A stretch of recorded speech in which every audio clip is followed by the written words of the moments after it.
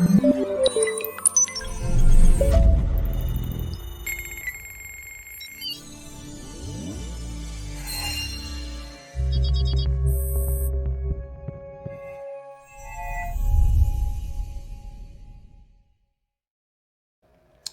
with me this morning is Zach.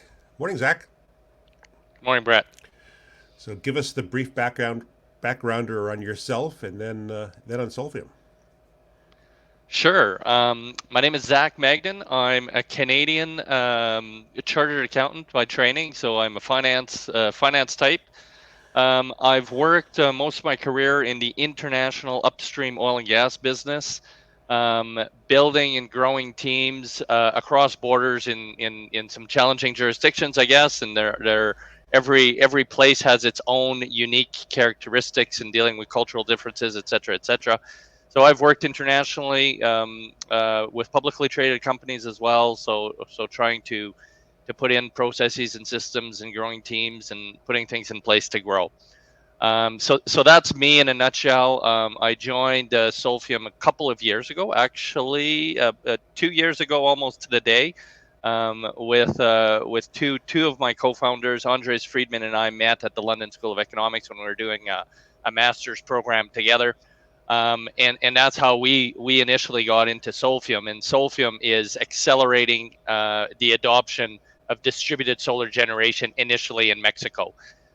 So we are deploying proven technology, which is PV solar, which is now and solar has been demonstrated to be the cheapest form of energy in 75% of the world. And we are eliminating friction for buyers and sellers to get that deployed into the market ASAP. That's what we're working on. And both commercial and residential, or what's the mix? Yes, our what we're in is distributed generation. So anything that is Ah, non-utility scale, uh-huh. which can include rooftop solar. You can think of it as rooftop solar for residential, small scale commercial, so owner managed businesses, restaurants, convenience stores, etc., as well as industrial applications on warehouses, offices, industrial facilities um, under distributed generation thresholds, which in our launch market in Mexico is 500 kilowatts. Got it. And then an obvious question is, how did a Canadian startup choose to launch in Mexico?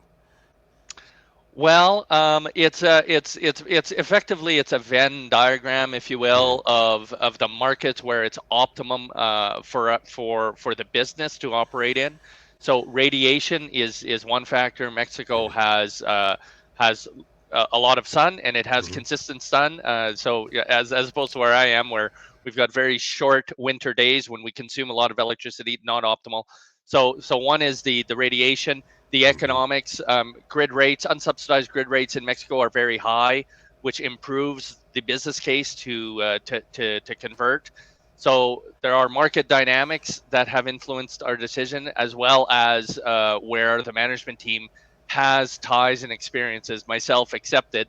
Andres and Juan both have deep commercial and personal ties to the region and to Mexico mm. specifically. Juan has been there for over 10 years in the energy industry. So basically, where our experience in the market dynamics fit is where we've chosen to launch.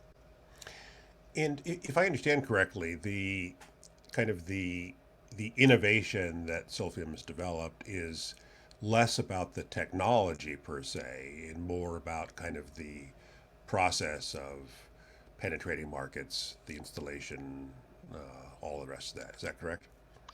Sure, I sometimes analogize a little bit to Airbnb, where Ah, we are establishing an ecosystem, so it's or a two-sided marketplace, if you will, that is of course technology enabled, and we do have a mobile application that is supported by a back-end dashboard that helps optimize the flow. We mm-hmm, also facilitate direct manufacturer to consumer purchasing, eliminating inefficiencies in the supply chain. And that is all tech enabled, but really it boils down to establishing an ecosystem Yeah. Basically eliminating friction both for buyers, providing consistent high quality experience for consumers, as well as providing more direct and efficient channels to market for both the Yeah. component manufacturers and for the installers who are trying to do many different things. Local installers often try. They need to find business, they need to finance, inventory, handle Yeah. logistics. They need to do a bunch of things. So we're trying to allow the installers to focus on what they do best, which is to install, and we provide a customer pipeline. Yeah. So I think for me, the interesting observation is that for a long time, kind of innovation in the solar field had to do with, kind of the deep hard work of how do we turn the sun into energy, advances in the PV cells, advances in the ability to store the power consumed so that you can get, you know, so that you can use it at night. All these kind of deep hard technology issues, and proving that this can work on a commercial basis, and that to me we've kind of entered a new era now where the technology is proven. Everybody knows that solar cells on rooftops work. Now it's a matter of figuring out the logistics of how we get this stuff, how we get customers, how we install it in customer homes, how we deal with the variation amongst customer homes, all of that stuff, and that's very much where you're focused. Is that accurate? Sure, absolutely, and it just brings to mind a headline from last week with fusion, Yeah, which is a remarkable advancement. But it's, solar is sort of 20 years post yeah, those initial technical breakthroughs, where precisely this technology, there is no longer technology risk associated with the yeah, hardware. What is missing is how do we accelerate the penetration into the market? And I mean right, that speaks to the climate challenge. I mean, if this was just any other product, we could do like TVs and wait for the time that it takes for televisions to penetrate the market. mm-hmm. But there's urgency in accelerating the energy transition. Mm-hmm. And we believe we're confident that we've identified friction, and reasons why. We've asked ourselves, why is it that this technology, which allows consumers to save money, I mean, literally consumers save money just based on economics alone, it makes sense to make the transition. Yeah, And then there's the environmental benefits, but why is that not happening more quickly? So those are the problems that we're addressing. yeah, yeah, yeah. I always say that most great ventures begin with founders who notice a problem worth solving. And Sure. I think what you just articulated is an example of that. Sure. So you've been on board doing this for 2 years now, and what have been the challenges along the way, and what have been the big wins along the way? Well, I mean, it's a very rewarding thing to do, to start something new, Yeah. and we often say, I mean, some only half joking, but we are trying to change the world, Mm-hmm. Mm-hmm. and Sure. we are trying to do something big, and that's very motivating on a day-to-day basis, to try to do something important in the world, and to try to have an impact. um, at LSC, we were exposed to a phrase, which is to do to do good and to do well. To Mm-hmm. do well by doing good, Mm-hmm. and Mm-hmm. to trying to align those two concepts. So it's very rewarding, just and it's exciting. It's a business where almost no, everyone we talk to is excited to hear more, and is Mm-hmm. excited to talk about this business, and to talk about supporting us and what we're doing. So that's very rewarding. We've had some good commercial success. I mean, we did our pilot in 2001. We're going to finish the year in 2022 with close to $3 million in revenue Hmm. from real Oh, paying customers. So wow. those are some very significant achievements for a company that started in the pandemic, out of our makeshift dining room slash offices. Right. So that's very rewarding. Of course, starting a business is not an easy thing to do.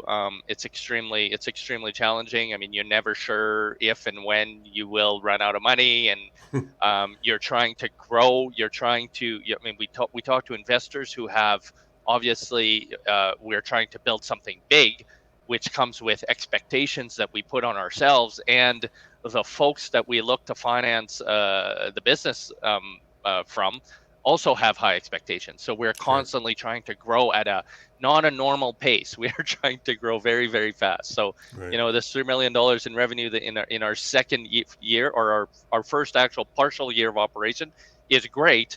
But we have a very high bar to reach. So there's obviously many challenges associated with that. Growing a team, we are right now we're up to almost 20 people Mm-hmm. on the team. Mm-hmm. And there's no manual. We don't have policies. We don't have cultural norms in the business. So we're trying to be intentional about creating a culture. That's another challenge when you're dealing with with the sales, with the investors, with the cash flow, with there's all these things, and you're also trying to build an intentional culture. Yeah. That can be challenging, and finding and you're bringing in people that are talented, that have different life experiences, different Yeah. expectations of what a normal work day looks like. Yeah. And it's challenging to bring that together and to create a cohesive, high performing team. Yeah. Yeah. The company culture, I think, is an interesting topic because, my students at Stanford always say, well, when I have my company, I'm going to make sure it has a great culture because, a great company culture, that's really important. And, my response is always, well, yeah, I agree with that. But, creating a company culture is hard. It's not like you just snap your fingers and boom, you've got a culture. And so talk a little bit more about, when you say creating an intentional customer company culture, talk to us a bit more about that. Yeah, I mean, it's along with many problems that are worth solving. It's very simple. Right, right. It's not, I'm an accountant. I come from numbers, and those are, calculations are easy because the parameters are fixed and you're in a closed Yeah, system. This is really, really hard stuff. Because you've got, you're bringing people in that have done a lot of great things in different areas. And then we're trying, and in a business like ours that is very much international, that have different cultural norms, different all right, kinds of different expectations. And then just some basic daily routines. What time do you show up at the office? What time, right. how do you run a meeting? I mean, some pretty basic things. Yeah, You've got some, and this is not a bad thing, but you've got different views on how things should be done on a day-to-day basis. Um and and it and it's tough, and you're trying to, of course, there's excitement there. There's an element that's about motivation. But that high, if you will, runs out pretty quickly. right. And if I had sort of maybe any advice, which I mean, we talked about advice earlier, but if I had any advice, it's to try to be very honest Mm-hmm. about expectations, about what it's Mm-hmm. going to be, because it's not easy. And if we've stumbled a bit, it might be to, when you're in the recruiting process, of course, you paint a good picture about the company. Right. But I think it would be, if anything, I should have, and we have had turnover already, which I don't think. Yeah. Turnover isn't necessarily a bad thing, No, because a little bit of what's turnover important is a is, good thing. Yeah. sure, Right. you're Right. trying to find alignment, and I believe that alignment is very important Yeah. between individual goals and expectations and what the company needs, and that needs to be in alignment. So if that alignment doesn't exist, turnover is not necessarily a bad thing. But in order to find alignment, everyone has to be honest about what the Yeah. company needs, what the Yeah. company expects, and on the other side, the employee has to be honest in what they're willing to contribute. And of course, I mean, the one thing is that a startup, it just takes a lot of time. Yeah. It's not a 9 to 5. So, Yeah. please be, if I had, please be honest with people that if the expectation is that this is an evenings and weekends thing, then that's okay. You can say that, and be on and be truthful about it. Or if it's not, fine, then that's fine, but then don't, then don't expect it down the road if you have not set it out as an expectation. And so I would say that honesty is a big a big one in terms of establishing, and it's something that's intentional, because the culture is going to happen, right? Right. You're going to end up with a Right. culture. Right. You could It's just about exactly. trying to to do it on purpose. Right. So you say honesty, which obviously I completely agree with. Uh, but then how much transparency do you give employees into the you know the numbers, the finances, the what's how do you think about that? Yeah, I would say that that's important at the outset. Mm-hmm. We are a startup. Mm-hmm. Startups are uncertain things. So, I think it would be a mistake to tell, to offer an employee, some kind of certainty about the way things are going to be, 2 years Yeah. from now. Of course, we're going to do our best, and if we achieve our outcomes, and everyone's working hard towards the goal. Yeah, I think, maybe one thing I might refer to here is that we're a young to offer some comfort to people coming on, is that, in our case, we're a young company, but we're not an inexperienced company. I mean, in our case, how is it that we're going to get through the choppy waters? It's because of the experience of a seasoned management team. I mean, it's the first time Mm-hmm. Solfium's done certain things, but it's not the first time Yeah. that I've done certain things, or that Right. Juan or that Andres have done certain things. So Mm-hmm. we're well equipped to deal with the challenges. That is not to say that there is not uncertainty, and that, if you want to be involved with something exciting and new and disruptive, it does come with uncertainty. I mean, the Mm-hmm. future is not is not preordained, right? It's so so I do think that it's important to have some transparency on that. Obviously, um, if I'm being honest, I mean, it's a fine line, and Yeah. it's something that does require judgment, which Right. is another sort of concept that, you know, it if things, you've got to be careful about, as a leader, about ensuring that people are focused on their jobs, and, if even if there are some challenges on the financial side, it's not, there's someone is focused on that problem. You don't Mm. want the whole company focused on Right. something that Right. that that they're not able to, that they don't that it's not their job Mm-hmm. to deal Mm-hmm. with. So, yeah, again, this is not an easy thing. This is a tough one.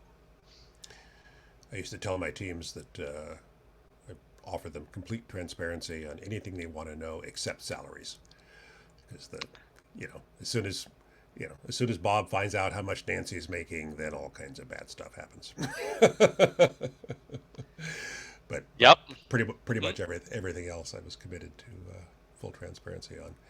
So you you mentioned that you've got employees from different cultures. You're a Canadian company doing business in Mexico, and made me think of when I was running a company that about half the employees were in Silicon Valley and about half the employees were in Poland, and two very different work cultures. That the typical Silicon Valley engineer wants to wander and work into work, whenever he feels like it in the morning, maybe 11, noon, something like that. Work for a little, play for a little, work for a little, play for a little, and then probably end up working late, right? That's kind of the typical Silicon Valley engineer. Whereas the Polish team, they were at their desk at 8:30 in the morning. They worked hard until lunch, took a break, came back, worked until 5, and then they were out the door. So completely different work culture. Sure. And we figured it out, but it was definitely interesting, trying to figure out how you run a team with two different geographies and two very different work cultures. Have you had any similar experiences or any similar Yeah. stories to tell? Yeah. I mean, absolutely. And you throw in the pandemic, hybrid Yeah, right. work environment on top of this stuff. Um, and this is definitely in the not exciting part of the job. It's trying to manage these. I mean, just meeting start times, Hmm. or I mean, these are small things. Yeah, but can Yep. be very, very frustrating. Right. It's, the person who's used to start the meeting on time and have Right. be all business. It's just a very different. It's a mental challenge Right. to go into a culture where it may be customary to chit chat for 15 minutes Mm-hmm. before you start the business, and Mm-hmm. it's also customary to eat at 2 or 3 p.m. is lunchtime, whereas Right. for me, Right. noon is lunch. But Right. you've got, and Right. then you've all these things. And I mean, I say it's hard, and it's hard, but I mean, we can, you have to be adaptable. It's about not being okay with it, being and being on the same page, and Yeah. talking about it, and saying, okay, this is just the way it's going to be. When I go to Mexico, I eat at the time that people eat at Mexico. Right. Right. Right. Yeah.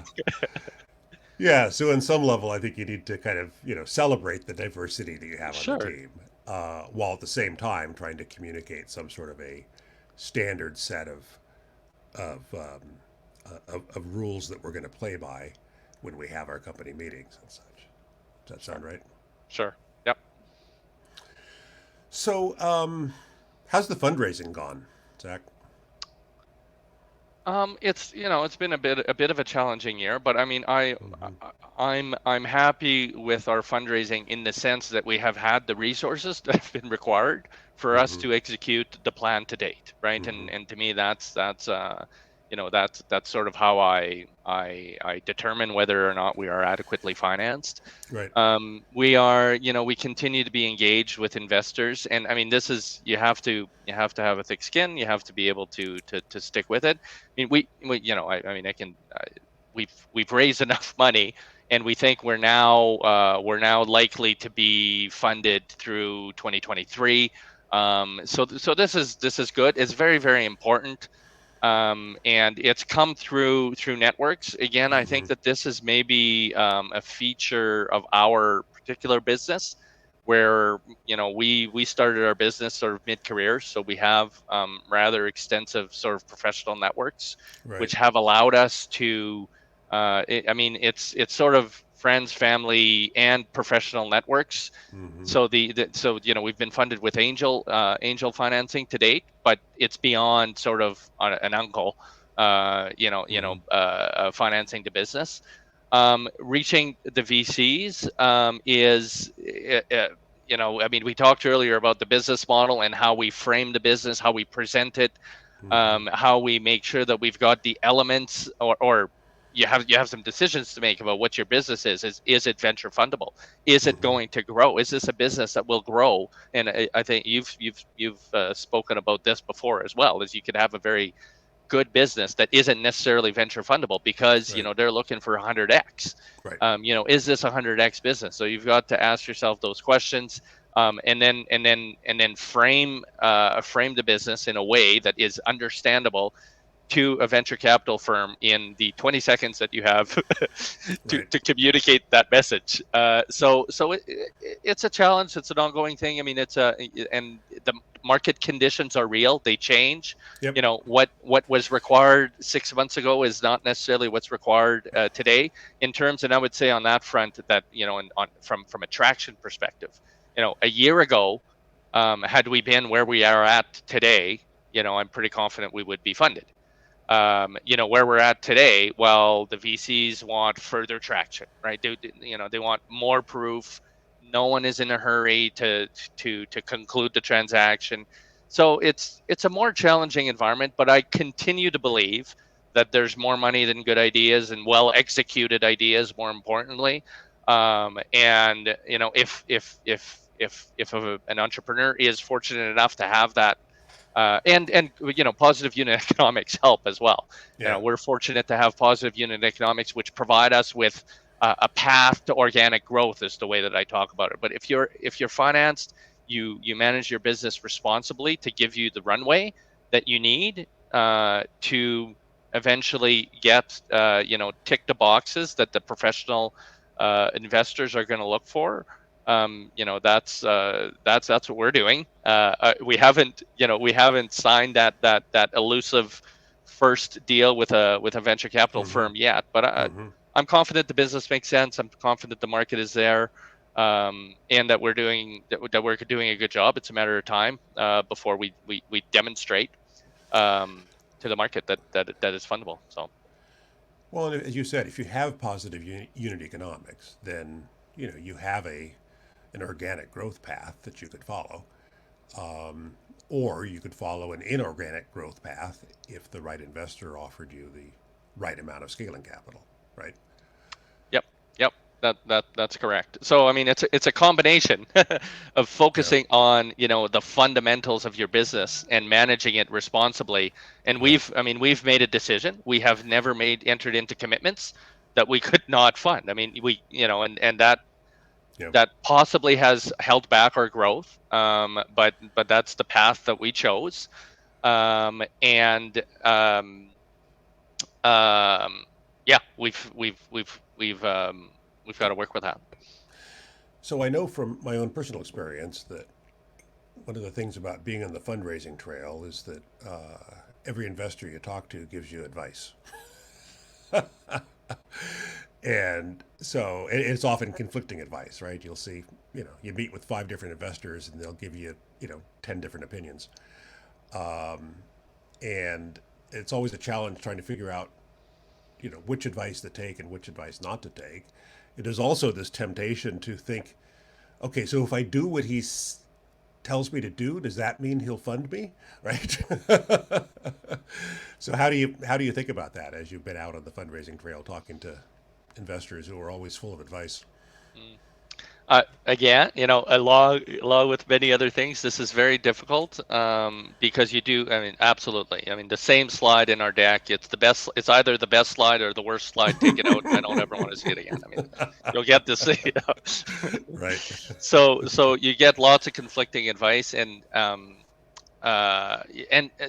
it's very difficult because on the one hand, if you're say, I mean, sensitive topic today. Well, I'll take instead of talking about Elon, I'll talk about Steve Jobs. Steve Jobs was doubted along the way, and he had a vision, and he just went. He went for it, and he sort of ignored the noise. So in one sense is if you've got a high level of conviction in your model and what you're doing, you sort of have to stick with it and go through. um, on the other hand, the market speaks, right? Customers speak. Mm-hmm. You have to listen. So Mm-hmm. so you've got to have conviction, but you also have to be able to listen. And how do you decide which is which? It's not easy, and I think it requires judgment. And I think this is ultimately, this is one of these things is you're going to need good judgment. And I don't know. I don't have the answer. Is judgment something that is, is it nature versus nurture? Or Mm-hmm. I think that having been in difficult situations in life, in a professional journey, helps to be able to exercise judgment. So you're going to be faced with these hard decisions, and you're going to have to make judgment calls. you know Yeah. and those judgment calls matter a lot because you could be either ignoring an important market signal, Right. or you could be inappropriately deviating your business strategy because of some investor that told you to do something, even though, as to your point, they may still not invest in you. Right. So you've got to be able to navigate that and apply judgment, which is not a comforting piece of advice because there's no answer there. Yeah. I actually think that what you just described, I think, is one of the biggest dilemmas for entrepreneurs today, which is that on one hand, we have this whole mythology of, Steve Jobs, and he stuck to his vision, and he didn't let the naysayers distract him from what he knew the world wanted, right? Which, as I said, I think a lot of that's mythology, but nonetheless, it's the mythology that we have.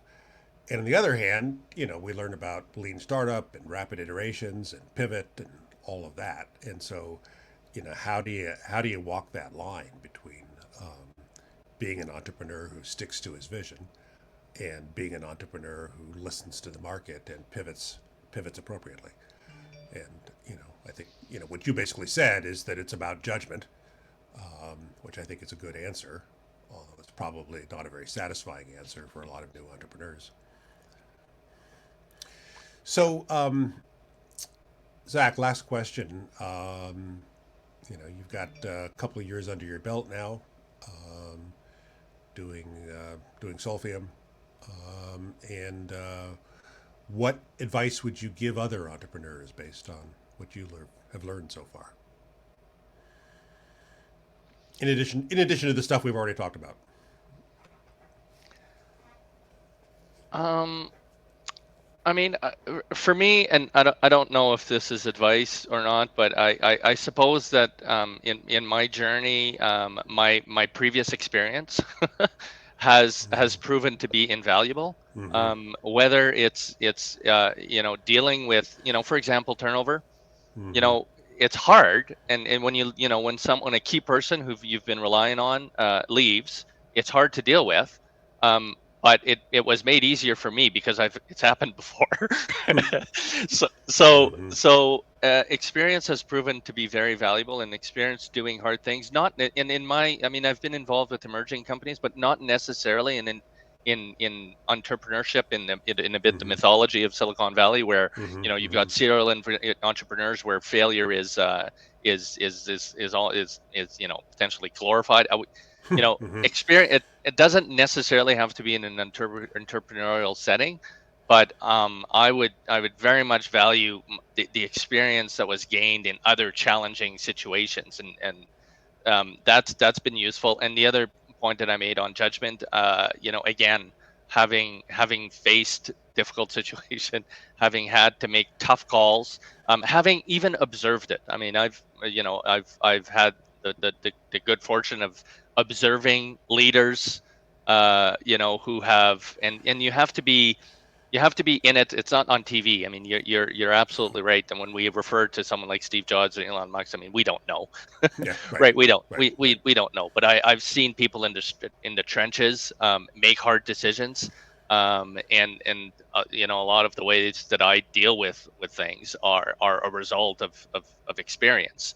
Mm-hmm. So I don't know if that's advice, but value experience maybe in yourself as an entrepreneur, and also the team that you bring on. I mean, Yeah. how do you build a company? I mean, I certainly believe that when you've got a blank piece of paper and you're trying to build a department, you might get high energy from someone who's young, but there's a lot of value in bringing on someone who's seen a lot, and who Yeah. can take uh, Right. benefit from the wealth of experience. Right. Right. So I think what you're saying is don't underestimate the value of having a team that actually has real world business experience. Yeah, and I think it's business experience, right? The Yeah. innovation, the disruption. Again, you're speaking to the sort of the support corporate finance Yep. guy. Yep. There needs to be someone on the team, obviously, who does the innovation, the disruption. But running a business at the end of the day is still running a business, and you've that business experience is important. Yeah. Yeah. It's an excellent place to leave it. Zach, thanks so much for your time. Really appreciate it, and all the best with Solfium.